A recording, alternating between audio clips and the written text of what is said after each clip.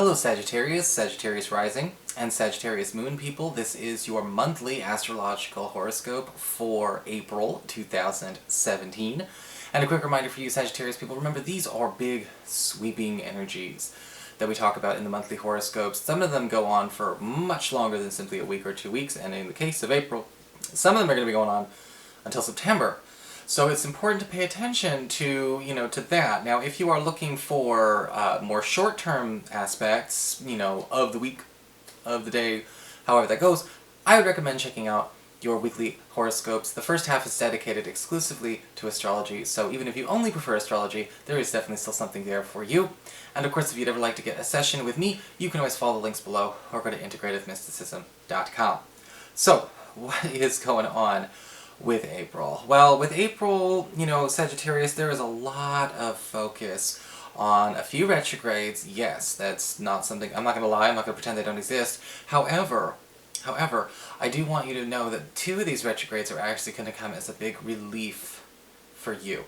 Alright, because that's how it works. It's not always black and white and super simple. You may actually find that this works extremely well in your favor. So what's going on? Well, at the start of the month we've got Venus, still retrograde, for the first 2 weeks of the month anyway, up until the 15th, sliding back into Pisces, into your 4th house of home and family. And remember, with Venus retrograde, we sometimes have to deal with some insecurities, some issues and complexes that can come up on an emotional level in regards to the house that it's in. In this case, this is all going to be going on in the home, in the family area. And there may be a point in the first 2 weeks of the month where we have to confront either a family member about a personal issue that we have with them, or maybe finally call out or acknowledge, or intervene in one of these issues as it relates to that family member or to that member of our household. It may be a roommate, it may be a partner, maybe one of our children. And when we talk about what we're intervening with, well, when it comes to Venus retrograde, we tend to focus on, okay, well, what's going on with the insecurities, abandonment issues, complexes, trust issues, temptation, indulgence, or instant gratification and escapism. And there could be a theme going on in the household, people avoiding important priorities, or this could be concerning your natal family, your blood relatives, maybe not so much your in-laws, but definitely more like your blood relatives. And so some things may come up around that, and it might not be easy for people to actually reconcile right away, because Venus retrograde focuses on the feels, but not the solutions. So we may not actually find a proper end, or a proper conclusion, or a proper solution to this right away. Just not everyone's going to be available to that. Not everyone is available to solve in the beginning. Luckily, after the 15th of the month, Venus has got her head back on straight and is, going direct in this area. And so we're seeing peace return to the home front, and peace and love returning to family as well. With Venus going direct, this can also be a time where we may be finding out that there's some peace reconciling, maybe a lover with a conflict with our family, maybe there's a conflict between our lovers and our family members, maybe there's an issue going on with again, with housemates or with people we share our home or our neighborhood with. Venus going direct after the 15th, that is when people are willing to solve, create peace, and break bread with each other once again. So it's kind of a half and half, first half not so great, second half beautiful. So just be prepared to maintain patience and understanding when it comes to that. On the 6th of the month, we've got Saturn turning retrograde in your sign, and this is ideal because over the next few months, okay, usually about 3 to 4 months depending on the year, Saturn retrograde gives you a huge relief. It's giving everyone a big relief. And for you, it's happening in your sign. You have been feeling that there's a lot of pressures inhibiting your personal goals and personal agendas with Saturn in your sign. Saturn in your sign has a tendency to maybe keep us from being able to express or perhaps even pursue individual goals and ideals, because it seems like there's always somebody else or always some kind of external problem, some other kind of external responsibility requiring our immediate attention. And we may have been feeling overburdened, especially in the last 2 to 3 months. Well, with Saturn retrograde going all the way up until, through June and July, you're going to be noticing that you're to be left alone during this time. People aren't going to be coming to you as the authority figure, as the savior, as the protective figure, as the one who's supposed to solve all the problems in the world. You're going to be noticing that you're left to your own devices. You're going to be feeling like there's a little bit more freedom to actually get down to work on what you want to do. No more conflict schedules. And you may have been feeling like Saturn's been kind of forcing you to sort of be the lonely captain of the ship, and that comes with the job of being a leader. But luckily with Saturn retrograde, you may be noticing people leaving the leader alone, and it may be some downtime you have been hoping for a while. So enjoy it. Again, this aspect lasts a long time, and there is such a thing as a good retrograde. On the 9th, we have Mercury turning retrograde in your 6th house, Taurus, the area that talks about your physical health, your reputation, and your work. And just to a lesser degree, money.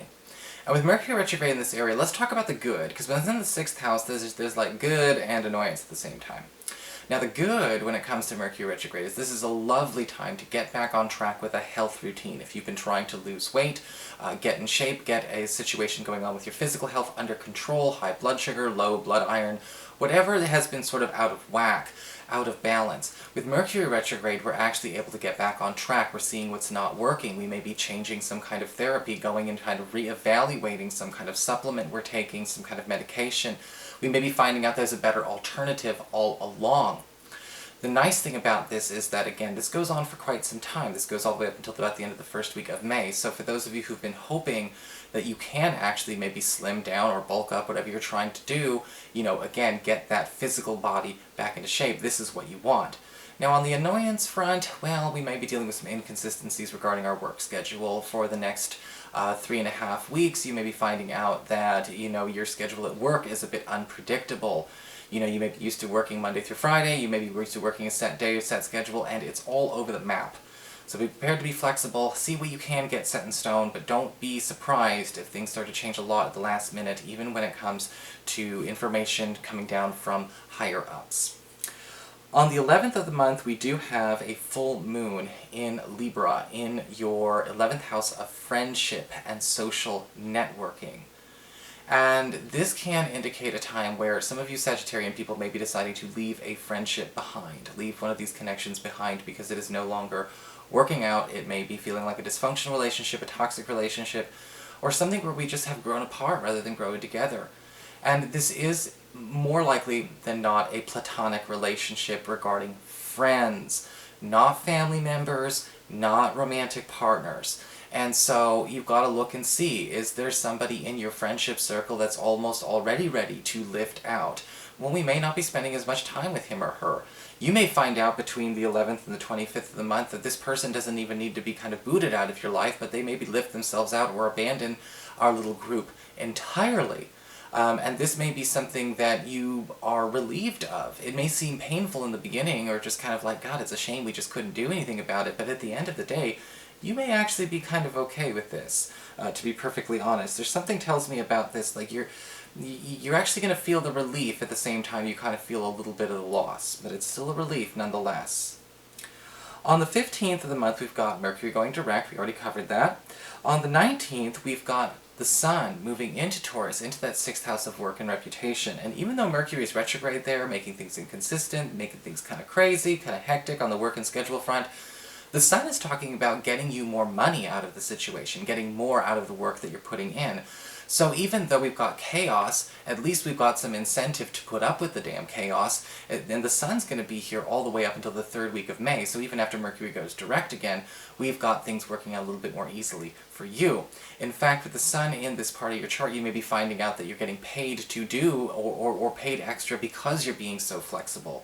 You may be getting paid more money to do the same old thing, it's just that we're doing it at different times. So be prepared to notice a little bit of a boost, a little bit of a raise, a little bit of incentive being kicked down your way in the last 2 weeks of the month. On the 20th, we've got Pluto turning retrograde in your 2nd house of earned income. And this is going to be happening on the 20th, but it goes all the way up until September, okay? And what happens typically when Pluto goes retrograde is that we see old things, old opportunities, and possibly old situations kind of get dredged up or exhumed, and brought back to life. This can be a good thing if you're trying to maybe go back in time, or back in your career, or go back in your work situation. Maybe you want to go back and work for a boss or in a department that you prefer. Maybe you tried your luck in a certain spot, didn't take, really want to get out. Pluto retrograde is going to be helping you do that. If you're looking, you may be finding out that old places and old companies, even old industries, old professions that you've had, give them a second look. Maybe you're a teacher now, but you used to be a lawyer before, and you're thinking about changing that up. Going back to a profession, or maybe even going back to an ideal or an employment situation that you found to be more palatable. And this is going to be bringing back those second chances. But because it's such a long-standing angle, you might want to consider this as a career thing as well. Is there an old dream, an old profession that you wanted to do, but you went one way when you meant to do the other? It's time to think about that opportunity coming back into your life from now until September. Also, this time, however, you need to take care with the Pluto retrograde, because Pluto retrograde always comes with a lesson. We can't start something new until we end something that's taking up the spot it belongs in. So we may be noticing that we can't have our cake and eat it too all the time. You may be finding out that you want to transition into a certain place with your job. Well, you've got to give up a certain thing, change schedule, whatever. Be compromising during this time, because you may actually still be able to move away like you wish to, if that's your goal over the next few months. On the 26th, we've got a new moon in your 6th house of work and reputation, and new work opportunities abound, new work projects all over the place, and possibly even new coworkers. And they could actually even be a return of an old team or an old teammate that you miss working with, or an old work friend or an old office friend that you need as backup coming your way this month. And you may be feeling like this is exactly what the doctor ordered with all the chaos that's been going on with Mercury retrograde there. The new moon in the 6th house can also indicate an opportunity for some of you to expand on an existing business. More like a teaser, though, because of that Mercury retrograde. But when it comes to, working for your own business and operating and proliferating yourself, you do need to master the art of the tease anyway, because it's good to market yourself with a tease before you make the big launch, not after. Finally, at the end of the month, we've got Venus going direct and moving again. It's now direct, moving into your 5th house of love and romance. And any kind of old issues that may have come up with, with partners or ex-partners are going to start to be alleviated towards the end of the month. It's really more of a May angle, because May, it's happening on the 28th of the month. But if you're wondering if your love life is going to go through any kind of stronger improvement because of this, well, it's going to be there. We're also going to have Mars moving into Gemini, into your 7th house of committed partnerships, very, very close to that in time, just a week before. So your love life is really turning on at the end of the month. And with Venus going back into the 5th, and we've got Mars going into the 7th, and Mars is going to be in Gemini from basically the 21st of this month going all the way to the end of May, we're talking about creating a tighter bond in our closest one-on-one relationships, but things that are rooted outside of intimacy, romance, and, the honeymoon conventional side of dating, the Disney dating kind of stuff. We're trying to get into bonds elsewhere, because Mars is all about trying to make everyone your BFF when it's in your 7th house, including incorporating your partner into other aspects of your life and vice versa, which could again, and normally does, make for a stronger, longer-lasting love. So that is your horoscope, Sagittarius. I hope you enjoyed it. If you did, please like, share, and subscribe. I appreciate it. And of course, if you'd like to get a session, you can always follow the links below, or go to integrativemysticism.com.